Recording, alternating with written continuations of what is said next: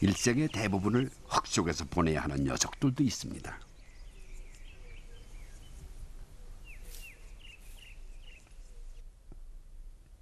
나무 뿌리 아래 축축한 곳엔 매미가 애벌레 시절을 나고 있습니다.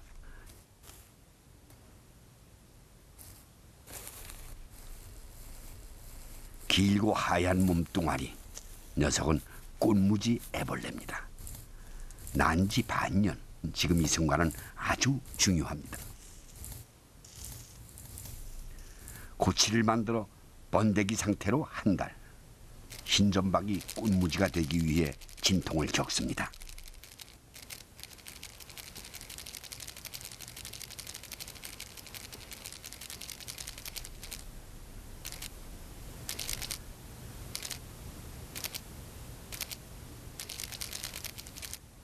까만 날개, 등에 흰점박이, 온몸에 힘이 생기면 밖으로 나옵니다.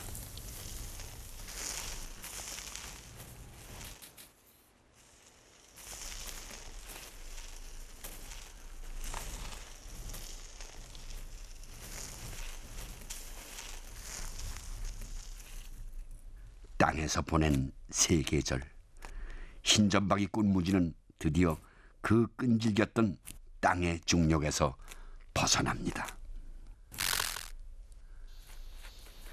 땅강아지, 녀석의 생활 공간은 주로 땅속입니다. 당연히 땅굴은 잘 파야죠.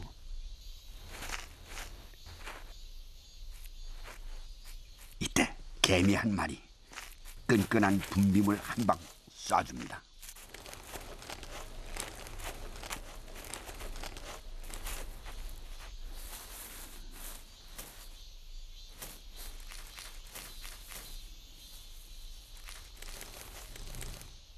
들썩들썩 흙 속 여기저기를 헤집고 다니는 땅강아지의 이동.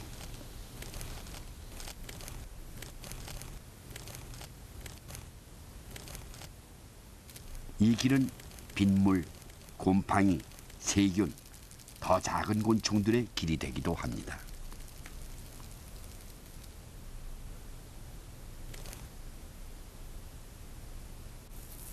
알을 낳고 부화하고 먹이를 먹고 사냥하고, 땅강아지 평생에 드라마틱한 사건은 거의 땅속에서 일어납니다.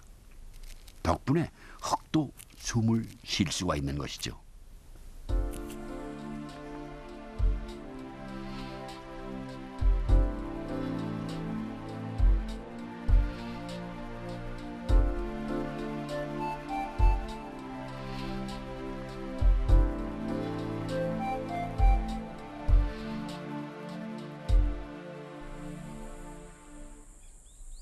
나름대로 질서정연하게 쌓아 올린 흙탑.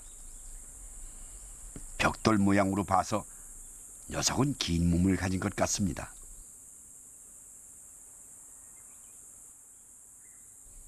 탑 주인은 이 안에 사는 모양입니다. 지러이구만요.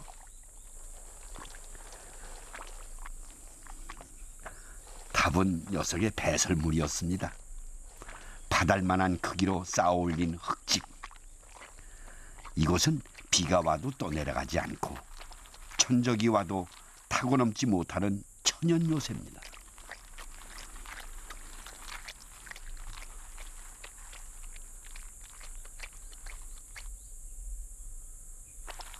여기저기 가득 쌓아놓고 마지막 땅속으로 들어갈 때는 꼭 입구를 닫습니다.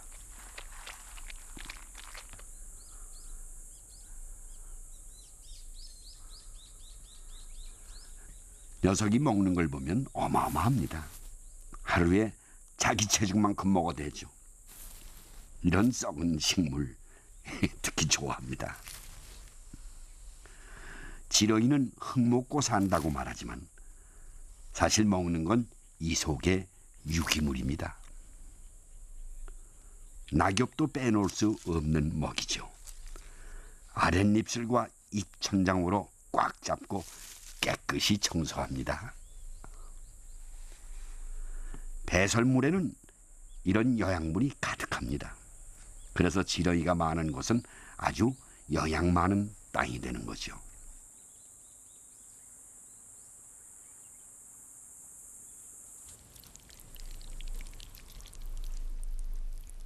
녀석은 힘이 장사로 자기 체중보다 50배나 무거운 흙덩이를 밀치면서 굴을 파나갑니다. 이 길은 물이 통하는 배수로, 공기가 통하는 통풍구, 식물 뿌리가 자라는 길이 되기도 하죠. 몸에 난 가시 같은 짧은 털, 이걸로 이동할 때 몸을 지탱합니다. 몸속에는 긴 소화기관이 있습니다. 많은 미생물들이 살고 있죠. 거친 흙이 긴 몸을 지나는 그 순간에도 번식을 합니다.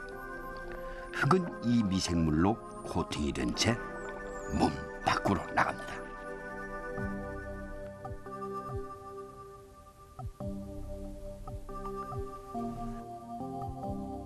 아무리 거대한 농기구도 땅 아래 30cm 이상 파기가 어려운데 지렁이는 보통 1m, 겨울잠을 잘 땐 3m 땅을 팝니다. 땅과 사람에겐 최고의 농기구입니다.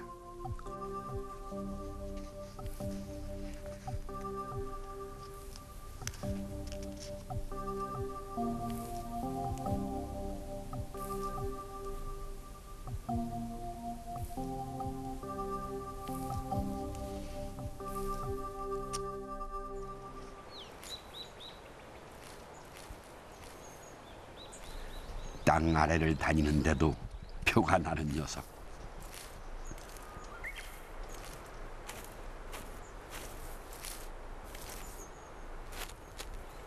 들썩이는 봄이 좀 큰 녀석입니다.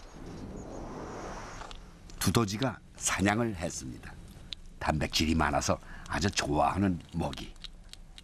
머리를 끊고 깨끗이 흙을 뺀 후 먹어치웁니다. 한 끼 식사량은 지렁이 10마리 정도.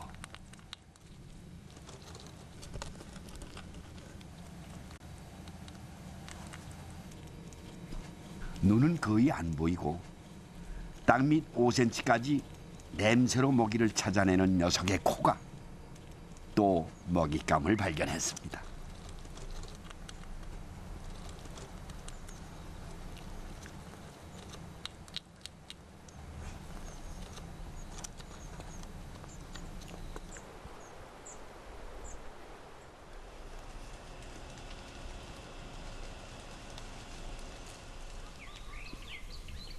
흙은 거의 맨몸을 드러내지 않습니다.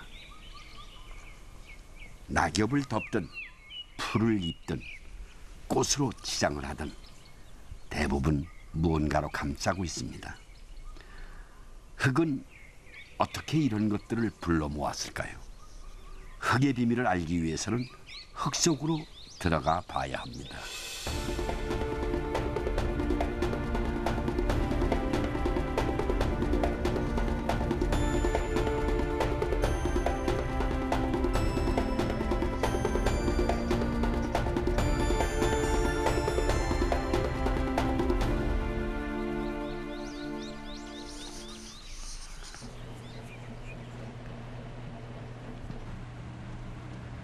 흙 속을 보려면 과학의 도움이 필요합니다. 멸균수에 흙을 넣고 1000배가량 희석한 다음 먹잇감이 되는 배지 위에 흙물 한 방울을 떨어뜨립니다. 불과 한 방울. 하지만 이 세계는 우리가 상상하는 그 이상입니다.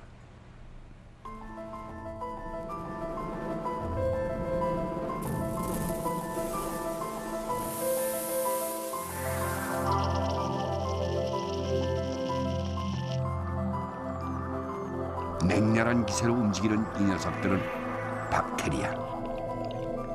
잣숟가락 하나에도 5천여 종, 약 1억 마리가 살고 있습니다.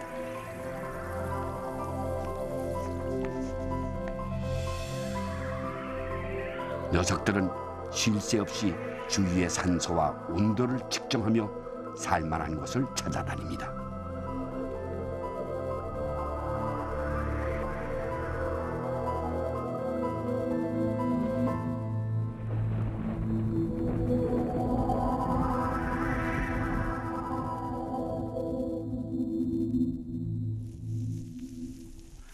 흙은 바로 박테리아의 집입니다.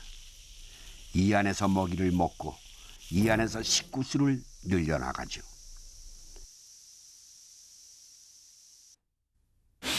크기는 100만 분의 2미터.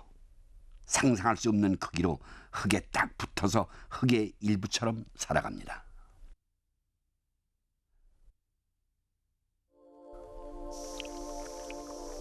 녀석은 인살을 먹고 사는 박테리아입니다. 인살이 많아 영양 과다가 된 흙을 다이어트 시켜주는 녀석이 바로 이 박테리아. 비료를 많이 뿌린 땅에는 꼭 있어야 하는 녀석입니다.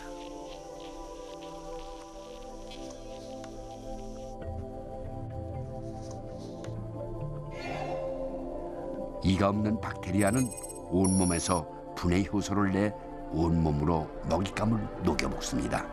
스펀지가 물을 빨아들이는 것과 같은 이치죠.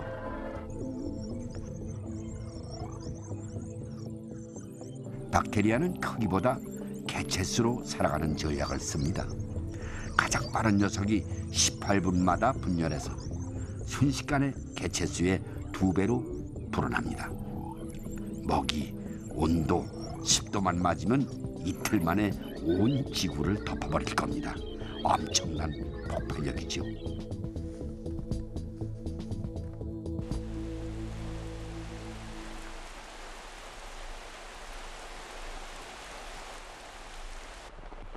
비가 온 뒤 산에서는 독특한 흙냄새가 납니다.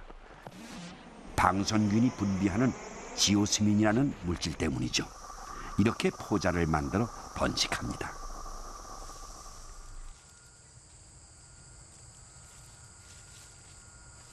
대부분 미생물은 축축한 낙엽 아래 많습니다. 이 허옇게 보이는 녀석은 곰팡이 덩어리인 균사체. 물론 하나하나 보면 굉장히 작습니다.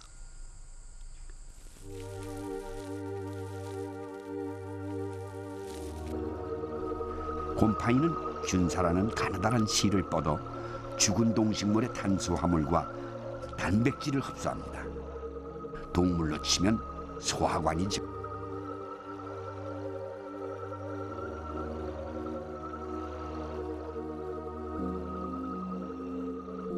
아무리 복잡한 화합물도 곰팡이를 만나면 가장 단순한 원소로 돌아갑니다. 지상에서 가장 유능한 청소부. 이 기세로 곰팡이는 5억 제곱킬로미터의 지표면을 정복해갑니다.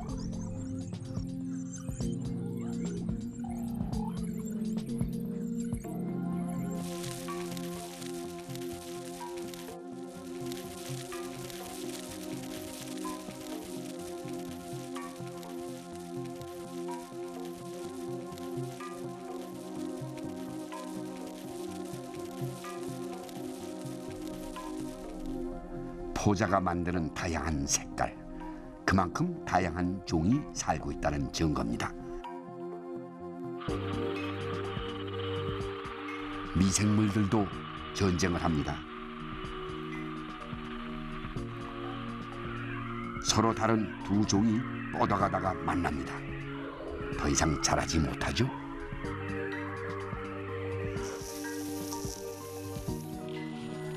서로의 성장을 억제하는 기량작용, 병원성 균도. 이 기량작용 때문에 더 이상 자라지 못합니다.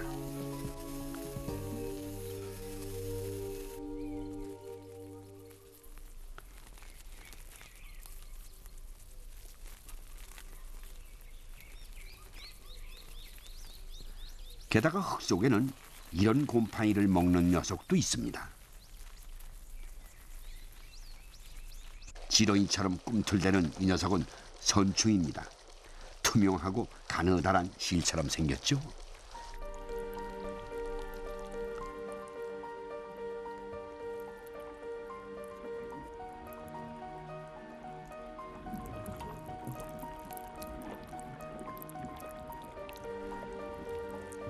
선충은 주사기처럼 생긴 입으로 균사의 구멍을 내 탄수화물, 단백질, 지질을 빨아먹습니다. 식물의 병을 일으키는 곰팡이. 선충은 이 녀석들의 가장 무서운 천적입니다.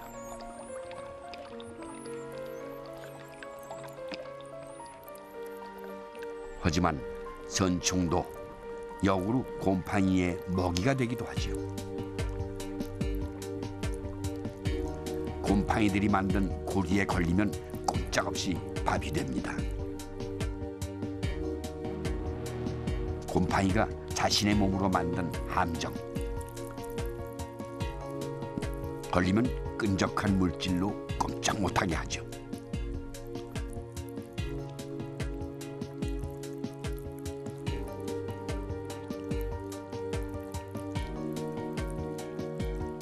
서로 먹고 먹히지 않는다면 세상은 곰팡이 천지일 겁니다.